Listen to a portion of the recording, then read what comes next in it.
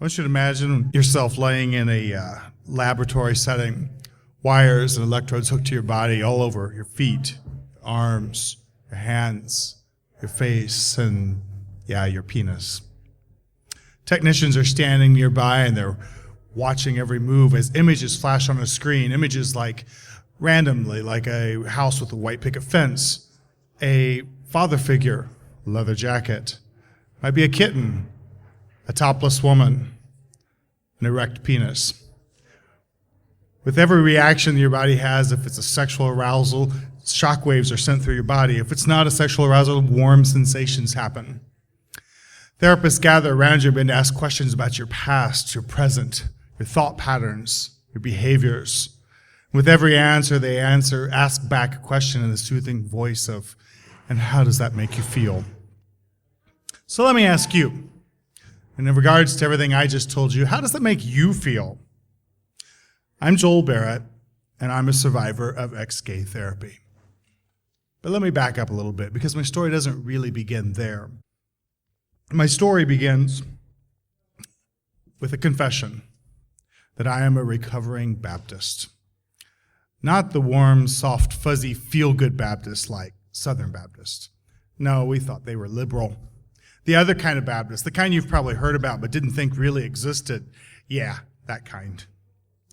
So there I was, a married Baptist pastor, married to my college girlfriend, raising 3 kids in the conservative Midwest, and wondering what I was going to do about being gay, which was something I had known my entire life, but I'd never been able to do anything about. Not for lack of trying, though. I'd spent my entire life in church. I was there Sunday morning, Sunday night, Wednesday night. I was reading my Bible, going to a Christian school, memorizing scripture, and praying at the altar and asking God to please, please, please take it away. I grew up, went into ministry, and while I was in ministry, I often contemplated what was I going to do about this. And I would think and weigh the costs, and I always came back to the same answer. The best thing to do was absolutely nothing. It was just too risky. And so I just continued to live the best I could and be good and godly, because that's what I knew how to be. I knew how to be a good pastor. I knew how to be a good husband. I knew how to be a good father. I had no clue whatsoever about how to be me. So I just tried to be good. And when I couldn't be good, I found someone to be bad with. One day I came face to face with myself in the back of a van in a Kmart parking lot. Very classy, I know. But there, I came face to face with myself in a mirror. It was like I was looking at me, the Baptist pastor, only the face staring back at me was not the Baptist pastor. No, it was the Methodist pastor. So yeah, the Baptist pastor, the Methodist pastor, the back of a van. You know the rest of the story. We were both a little shook up and mortified and decided that we better get some help. So I did the right thing. Since being gay was not an option, I decided to get fixed. I called Exodus International, the world's largest ex-gay organization at that time. I told them parts of me that I'd never told anybody. They assured me that through their help, that I might one day experience less same-sex attraction and may even become attracted to women. Since that was my goal and the only option, I decided to go with it. Now, when I say ex-gay therapy, a lot of people think about the things that I described at the beginning of this story. But I have to be honest with you, none of that was my experience. That's not how it was at all. In fact, my experience was quite different. My experience involved praying, lots and lots of praying, lots of talking, group therapy, individual therapy. It involved reading books and going to conferences and retreats. It involved lots of behavior modification. Learn to recognize triggers, they told me. Well, for me, triggers were breathing. Because you see, at Exodus International, the basic concept is you are broken and you need to be fixed.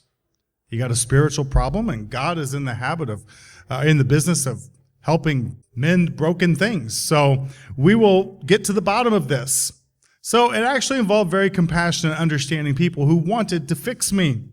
And so we spent a lot of time delving into my past, trying to figure out what my thought patterns were and what made me so broken. Maybe it was an absentee father or an overbearing mother. Maybe it was some sexual abuse or some kind of bad self-esteem. Something had made me this way. And so we began to unpeel the layers. I gave it 110%. I felt like I was the poster child of XK therapy. Went to individual therapy, group therapy, conferences, retreats. And for 3 years, I gave myself to XK therapy.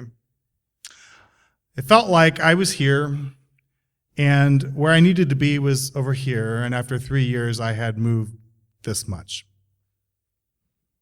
So I contacted my original counselor, who was the head of the state of Indiana for Exodus International. And I asked Brad to please connect me with some other guys just like myself who would be happy to say, oh, Joel, just stick with it. It's going to be so much better. Let me just tell you, just a little farther down the road, come on. And he emailed me back, and to my surprise said, no, I'm sorry, I can't do that. And when I asked why, he told me that all of the guys like me fell into one of two categories. One, this was a part of their life that they had dealt with. They were ashamed of it. They never let anybody know about it. They don't want anybody to know about it. They don't want to talk about it. It's a closed chapter.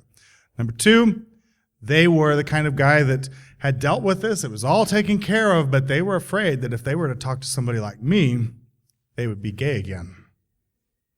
And I thought, that's your success stories. That's what I have to look forward to.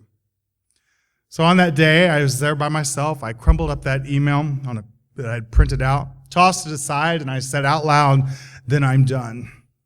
I have a life to live. And today, I'm happily married to my husband of nearly 9 years. And together, we raised our 3 children.